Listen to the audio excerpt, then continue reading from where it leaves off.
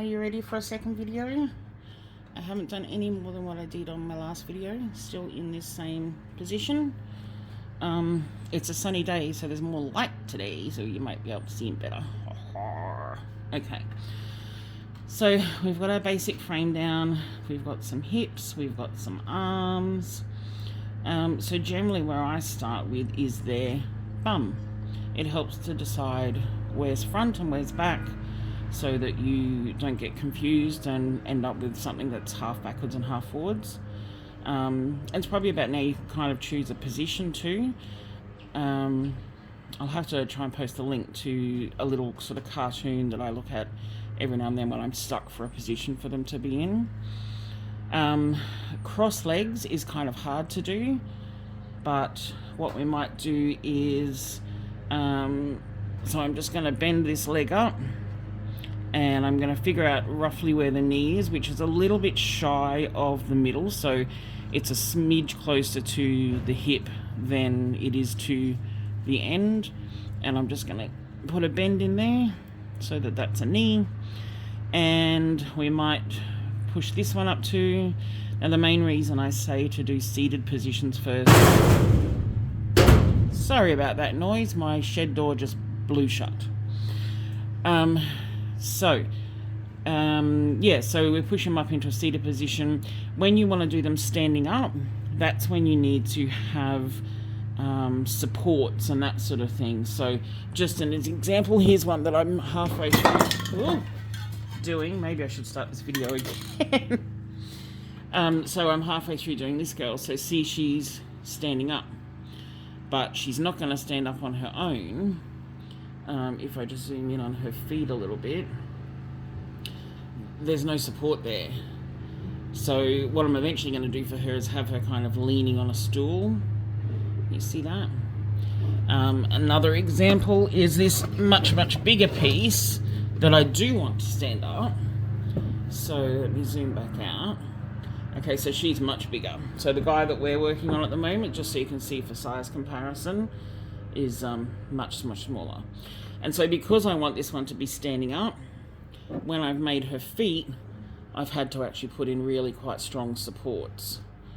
And so then what I'll have to do is create a base, whether that's out of timber or plaster of Paris or whatever I choose. And these 2 points will go into the base in order to create something like this so that she can stand up on her own. So that's why I sort of say to start out, let's try just sitting poses. And I've been doing heaps of sitting poses lately because I'm sort of trying to make smaller pieces for the Taz Craft Fair. So let me just go and get a smaller one.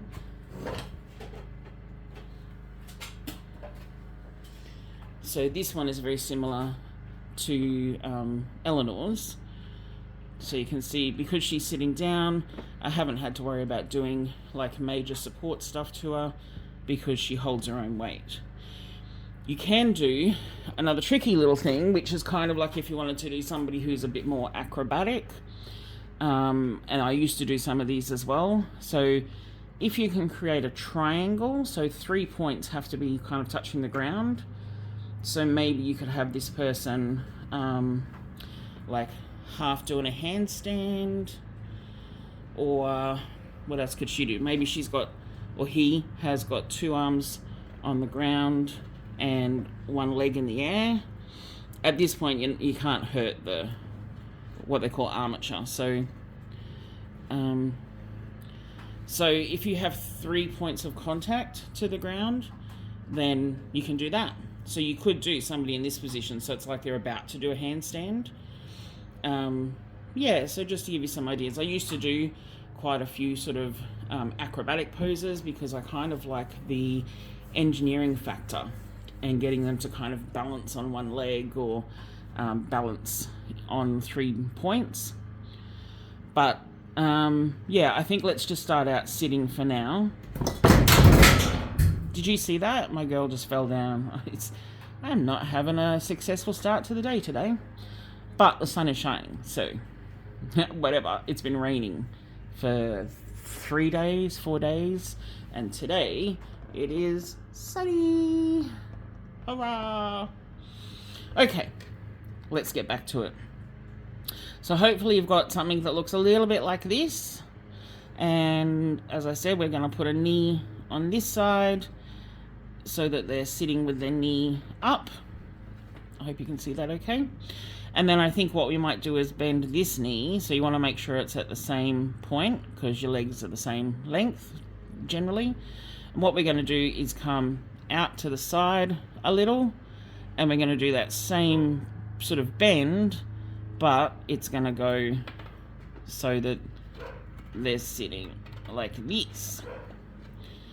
And then maybe their arms are just down by their side or behind them, maybe that might work. Now their arms are short at the moment because we haven't got hands on them, so that's okay. So if you can sort of maybe get into this kind of position. If you want to do another position, that is totally fine. Not much changes. We're still going to do all the wrapping in exactly the same way. But I guess I've just been doing a lot of sitting people lately, so that's what I'll start with.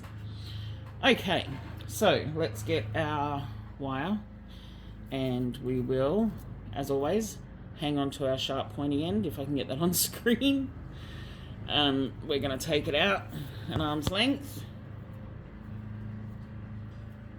and then we're going to bring the wire roll back in, and again we're going to hang on to both pieces with one hand, and then we're going to cut. Put the roll down. And remember yesterday I said we would do a bit of twisting in this, just so that, because this is probably confusing, it's just like a lot. So I'm just gonna make it in half. Okay, so at one end we have the two separate pieces, and at the other end, I am clumsy today, we have a loop. Okay, so we're just going to grab that loop end, just put a couple of twists in, come down to the middle, and just give it a little twist. Not as easy in the middle. And then we'll come down to the ends, and we're just going to wrap them, just wrap one around the other. Now, that's not necessary to do, but I think it looks more like you're kind of using one piece rather than having it flying around everywhere. So we'll come up to our end, and we're just going to crimp it.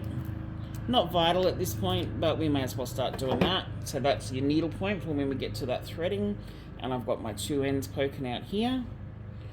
And as always, we're going to attach the two loose ends first because they're the most likely to poke you in the eye. So the way that we've positioned her, him, it, what are we going to call it? What's like a name that's for both boys and girls? Charlie? Because you might make a boy. That would make sense, right? Okay, so we're going to find the back. So this is the butt. To start with, we're just going to tie this off. So we're going to go straight through to the other side. So I'm just pushing through and out the bottom. And we're just going to create like a hook, just so that it's attached. Okay, we've got our wire hanging out. Now we do have to remember that bums are two separate circles, I guess, or ovals maybe. So we do want to do two separate circles, okay? So we're going to start on this side, and see where my finger is on the wire. I'm just going to push it down. We don't have to be perfect at this stage. We just want to get a couple of circles on top of each other so that we kind of have the start of a circle for a bump cheek, okay? And then with my wire hanging out here, I'm going to take the needle end, and I'm just going to come through the middle of those circles, and I'm just going to pull it through until it kind of locks it in place, and then I'm just going to do that again. Okay, so just through and pull it in tight, just so that the bum is going to stay where we want it. So I've still got heaps of wire left, so I'm going to come to the other side. Learning how to handle the body, it takes time, because initially it just feels floppy and it's going everywhere and can't really, it's just hard to handle. So I'm just so used to doing it now but I understand that it will be a bit tricky. You do have to kind of keep turning the body so that you get the best angle to wire from. So instead of trying to do it upright all the time, because then I would have to work left-handed, which I'm not. So upside down, come to the other side, and a couple of circles again. So we're just forcing it into circles. There's no rush, just take your time, just use your finger to manipulate it around to a circle. Okay, so now we have one circle that's attached, and we have one circle that's really loose. Obviously you can pause this anytime if I go a bit fast for you, and you can replay it, so that's cool. So then we have our needle end, because I've still got a little bit of wire left, and I just want to go through. If you don't have enough wire left, unwrap a circle so that you can have a little bit left to tie it in. Okay, and then back through the circle a second time and pull through tight, and what we have now is two circles that are attached. Now, because he's going to be sitting, so if we go back up this way, we don't want those circles to come past the end of the body, because that would kind of mean, like if you think about how you sit down, when you sit down, you sit right on your bum. So we don't want the bum to be coming out past where the legs start. Does that make sense? So I've still got a little bit of wire poking out here, so you may have that as well. But hopefully now you can start to see how it's going to start sitting. Okay, so normally what I do now is I like to just fill in the bum. So the last little bit I've got left, just going to twist it around and just leave it like that. Okay, so I'm out of wire now, so I'm going to have to pick up another run of wire, put him down. Okay, grab our short end, spiky end, pull it out an arm's length, bring this spiky end back to the wire coil, hold on with two pieces between your thumb and forefinger, and cut. That takes practice just to do that. This wire is floppy, crazy stuff. It goes everywhere. Like I keep getting myself hooked up. So like her in the background, I'm going to get hooked up on her all the time. So I usually try to have a clear area, no animals, and maybe to start do it like in your room. I think Mum said you've got a space set up on your desk, because the wire is just such a hazard. It just flies out everywhere and gets hooked on everything, and you can get really frustrated with that. So we've got our two loose ends. We're going to just run our hand down the wire to the other end, hopefully without getting caught on anything. And that gives us our two loose ends that are hopefully kind of around the same spot. And then we have our loop on the other end. Okay, so we're still holding on, thumb and forefinger, to the two loose bits, and we can crimp that end in a little bit. Now we always tie off these bits first, right, because they're dangerous. So because we're working on the bum, I nearly dropped the whole thing just then. So I'm just going to go from one side through to the other side and just create that little sort of hook. So I'm just going to push those two pieces over so that they're not going to catch on anything. And what we might do now, because we have got a little bit extra going on, we're just going to use our pliers and just kind of turn them in. At this stage, you will still get the odd scratch on your finger, because there's just not enough, like she's not thick enough to really hide all of the end bits just yet. Okay, and what we're going to do now is go, in order to kind of start, sorry, I moved that too far away from the camera. So I'm looking at the back of the body, and I've got my wire up here. We forgot to put our twists in the wire, sorry.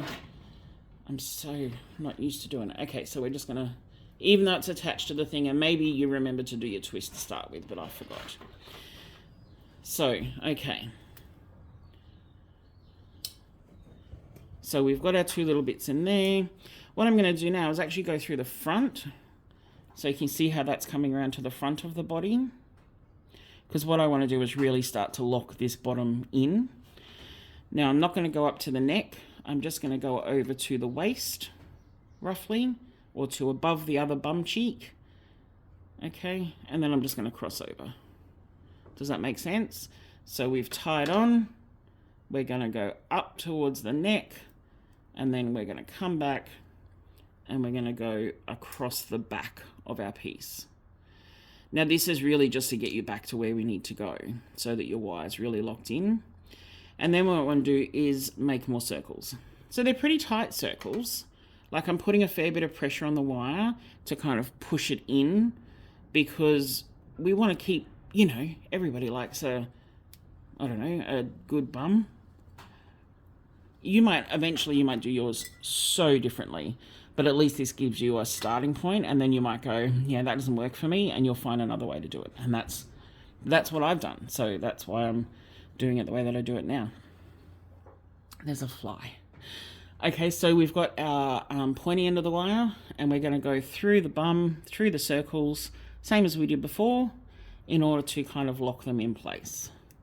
And all we're doing at the moment is just getting a little bit more of a butt. So we're just building up.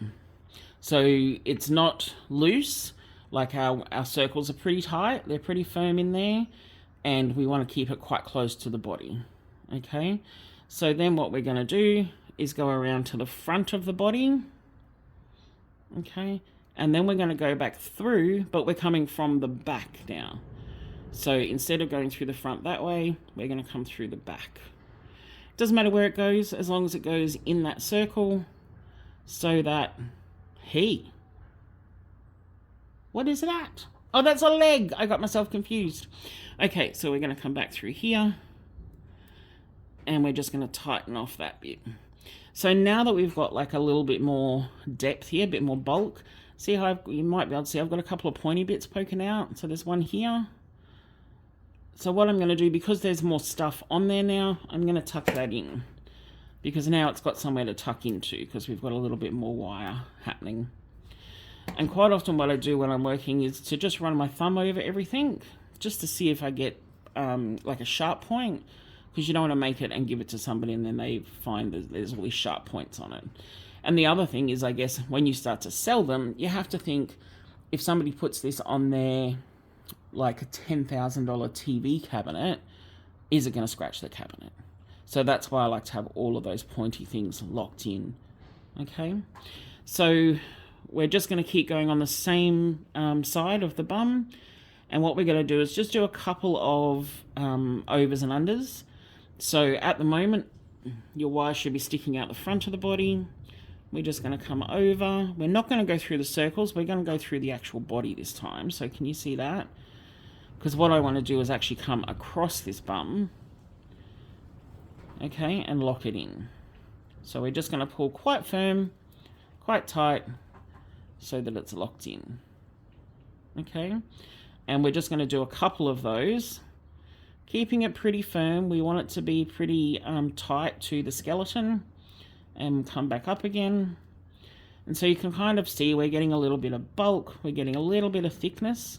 If yours is looser, then what you might need to do is just unwrap and pull a little bit harder on the wire so that you can keep it nice and tight. Okay, because this kind of says where the rest of the body goes. So depending on how big the hips are, kind of tells you how long the legs are, how tall the body is. So I generally start with the hips. Now I actually don't wire this way anymore. When I do mine now, I actually start making the two bum cheeks. But this is good for learning, and this is how I started to learn. Once you get confident enough that you understand the human body and you understand like the engineering of the human body, then you can start wherever you like. Maybe you'll start with the head, and I have done one that I started with the head because I wanted to have so much hair. Okay, I've still got a bit of wire left, so I might just go back through the middle. There's no right or wrong. There's absolutely no way you can be right or wrong with this. The only thing is to keep the wire firm and tight where it needs to be, and a little bit looser. So you may have to pull on your wire a little bit harder than when you made your first one, and maybe just push it around a bit with your thumb. Okay, so I've gone back through and I've got the pokey out on the front. So I'm going to give it a pull through with the pliers this time so that I get a really firm pull through, and then I'm just going to twist that one in so that there's no pokey outy ends. Okay, and so now you should have kind of a flat bum. Hopefully, mine's a little bit bulkier at the front than it probably should be. So what I'm going to do, because the back's kind of gone flat and the front is bulky, and that's kind of the wrong way around. So what I'm going to do is get my pliers, and I'm just going to grab the wire and just do a little twist and a push. So I'm pushing quite hard, actually, and twist it in just to kind of keep it all in that same space. And that's our first bum cheek, okay? And then we're going to rinse and repeat with this side. So I have this weird pokey outy bit here. I'm just going to fold that in as well. I'm not into weird pokey outy bits. I like to try and fold them in and keep them under control. Now, if your bum, say you think, oh my god, it's gone really flat, what you can do is put your pliers into the wire and kind of pull the wire up. So I'm putting a lot of pressure on here, both this hand and the pliers, because mine's wrapped really tight, but I'm just pulling it out a little bit. So we're kind of building up, like we've got its skeleton, and this is kind of like putting some of the flesh or meat. I don't know what other way to say it.